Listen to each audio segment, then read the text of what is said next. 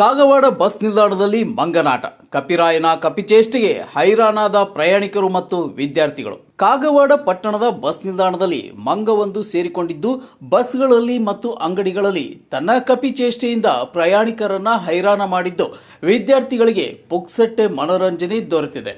Kagwad bus ನಿಲ್ದಾಣದಲ್ಲಿ ಮಂಗನ ಕಾಟಕ್ಕೆ ವಿದ್ಯಾರ್ಥಿಗಳು ಮತ್ತು ಪ್ರವಾಸಿಗರು ಪರದಾಡುವಂತಾಗಿದ್ದು, ಬಸ್ ನಿಲ್ದಾಣದಲ್ಲಿ ಮಂಗನ ವಿಚಿತ್ರ ಕಾಟ ಮುಂದುವರೆದಿದೆ.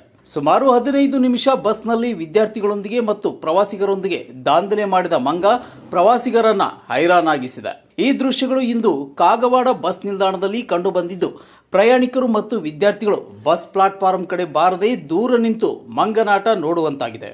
ಇಂತಹ ಪ್ರಾಣಿಗಳು ಪ್ರವಾಸಿಗರ ಮತ್ತು ವಿದ್ಯಾರ್ಥಿಗಳ ಸ್ಥಳಗಳಲ್ಲಿ ಬರದಂತೆ ಸಂಬಂಧಪಟ್ಟ ಅಧಿಕಾರಿಗಳು ನೋಡಿಕೊಳ್ಳಬೇಕಾಗಿದೆ.